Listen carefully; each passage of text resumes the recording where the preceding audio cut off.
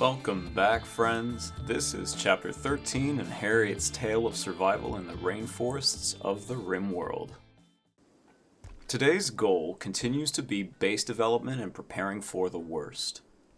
The first project Harriet coordinates is the extension of the base below the kitchen to square off the headquarters.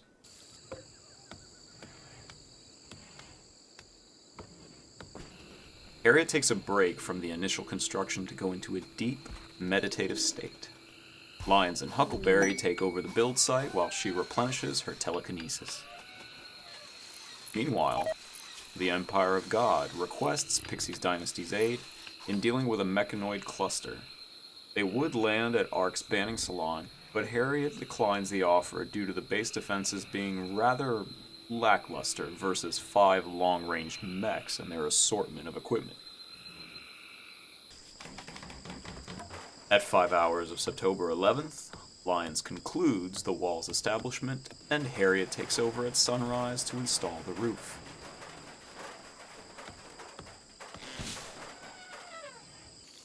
Four hours later, the inner wall of the new section is demolished and the new floor plan is drafted.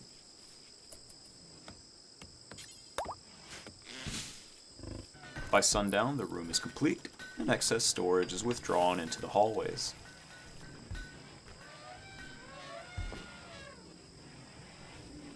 As night falls over the jungle, the humble community enjoys some much-needed rest and relaxation.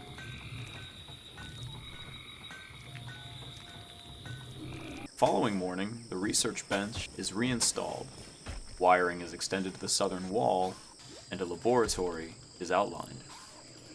By 10 hours of September 12th, Harriet is resuming research on microelectronics. She intends on developing a communication console to trade with orbiting vessels.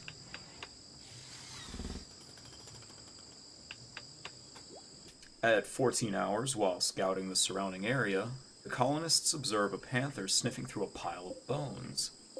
5 monkey skeletons rest around a cobra's desiccated remains. The damage on the remains indicates the cobra went on a killing rampage before being beaten senseless by the primate gang. Its venom must have finished the job of mutually assured destruction.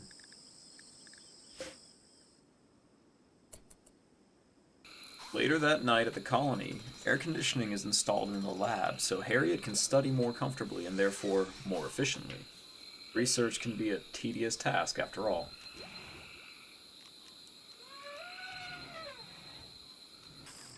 On the morning of the 13th at 10 hours, Harriet throws a party to celebrate the continued progress of her hard-working peers.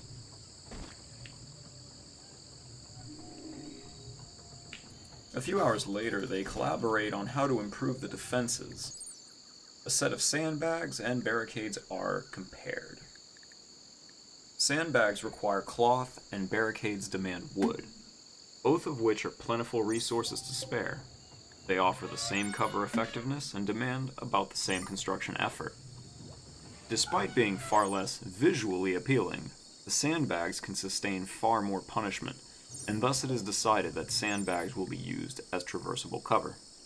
The defensive line is stationed at the max range of the machine pistols, which most of the colony is currently wielding.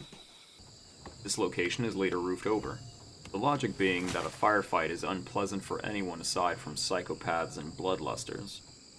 To mitigate their mood drops, especially in a biome that rains often, the overhang will shelter the colonists from the wet mood debuff during a time where mental breaks would be at their most disadvantageous. On the morning of September 14th, calamities befall the colonists. Wheel comes down with sleeping sickness just as the mechanoids, which Harriet intended to avoid in the first place, drop in the surrounding jungle. The Kiliath mech hive is attacking. Wheel is given urgent treatment and the colony assembles at the prepared defenses. The attack consists of a scyther, a lancer, and a pikeman. The scyther bolts across the bridge, utterly bypassing the wooden traps. A heavy barrage of firepower is sent at its metal body with minimal effect.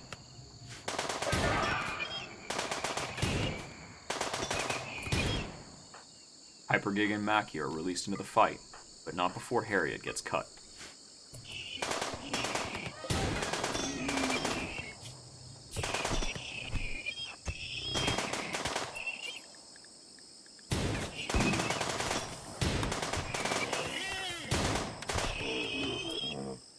Dancer does end up clamped by the booby trap and finished off by Hypergig's fury. The colonists cannot get a clear shot past Hypergig's bulk, however.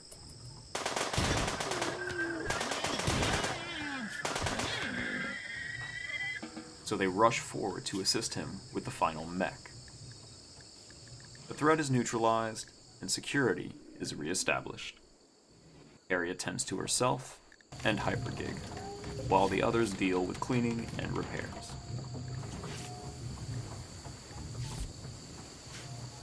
That afternoon, some more improvements are seen to. The textile storage is consolidated into the temporary workshop adjacent to the lab. The interior bridge is given a sandbag obstruction to funnel enemy movement into the traps, and an outdoor bridge is laid down to offer the colonists an alternative path should the sandbags slow down their daily activities.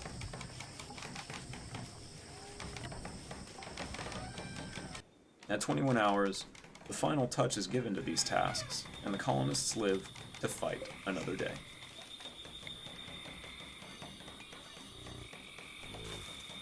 On the last morning of September, everyone is busy with routine activities.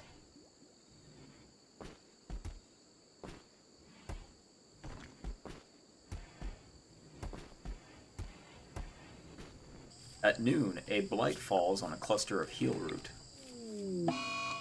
Those damn aphids. It's no major loss, though. The medicine stored is more than sufficient, and other heel roots are nearing maturity.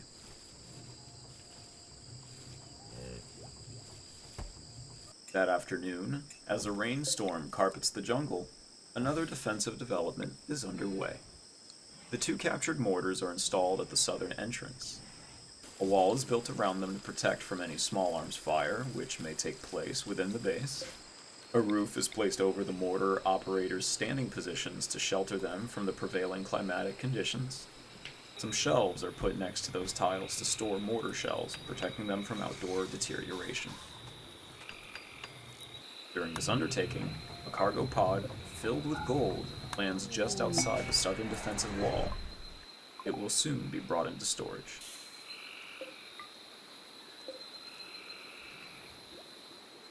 Checking on their quests, the colonists note they must care for the megasloths for another 17 days. On the 1st of December, the mortar pit is finished, and another chapter in Harriet's story comes to an end. To be continued. Thank you again for your attention. Please support my work with a like, sub, or better yet, financially. Any important links are in the video description. As always, my friends, I hope you are all safe, healthy, and fulfilled. I will see you on the next one.